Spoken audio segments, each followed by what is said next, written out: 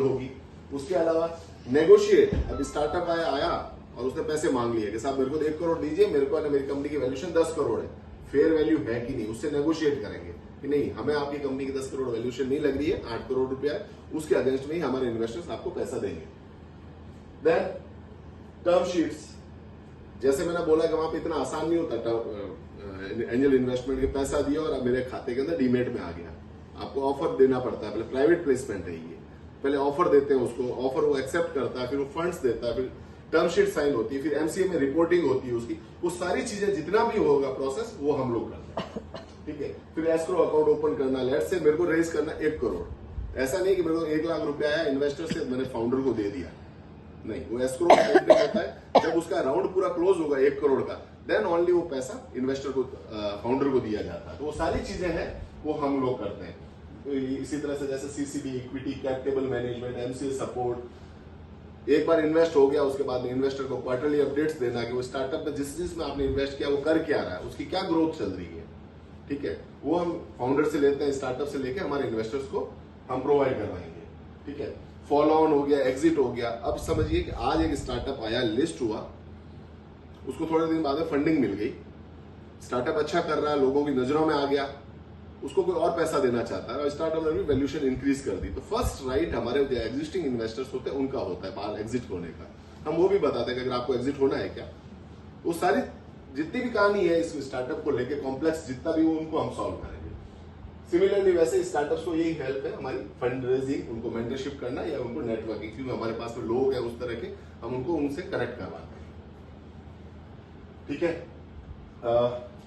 उसके अलावा continuous update. अब एक स्टार्टअप में आपने डाल दिया, ऐसा नहीं हो सकता कि एक स्टार्टअप आपको अच्छा लगा तो दोबारा कोई दूसरा अच्छा नहीं लगेगा, तो डील्स कंटिन्यू आती रहेगी आपके पास में।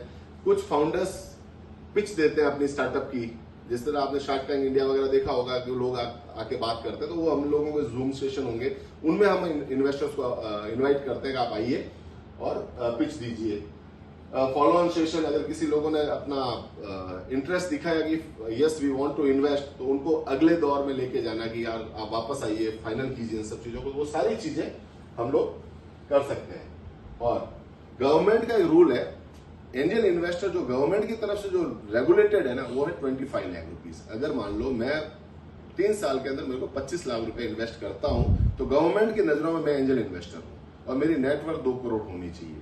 बट आज की डेट में स्टार्टअप्स ने जो फंड रेजिंग को जो चैलेंज आ रहा था उसको सॉल्व करने के लिए क्या कर रही है, स्टार्टअप्स के सीसीडीज इशू कर देते हैं उनको और फ्यूचर वैल्यूएशन के अंदर उसको कन्वर्ट कर देते हैं इक्विटी के अंदर।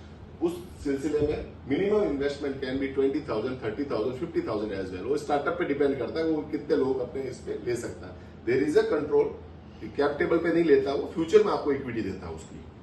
ठीक है, दूसरा एंजल इन्वेस्टमेंट एक चीज होती है, तो कैरी इंटरेस्ट वगैरह ये जो चीज होती है,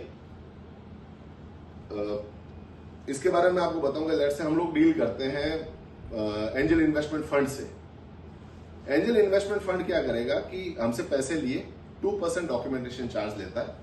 ठीक है, और जब बाद के अंदर जब मैच्योर होता है या एग्जिट होता है, एग्जिट के टाइम पे he will charge 20% of the profit. ठीक है, ये आज की डेट में चल रहा है, हम इसको नलीफाई करते हैं। हम हमारे थ्रू जो भी काम होगा वो हम वीसी से वही बात करते हैं कि हमारे इन्वेस्टर से ये सब कुछ नहीं होगा। हम लोग क्या करते हैं कि डायरेक्टली फाउंडर से डील कर लेंगे उस केस में, अगर ऐसा है तो हमारा जो भी इन्वेस्टर हमारे थ्रू रूट हो रहा है, हम उनसे किसी तरह का कोई चार्ज नहीं करेंगे। एग्जिट चार्जेस कोई किसी तरह का नहीं है, वो आपका पैसा, क्योंकि लॉस में अगर पार्टिसिपेशन नहीं, तो हमारा पैसा हमारे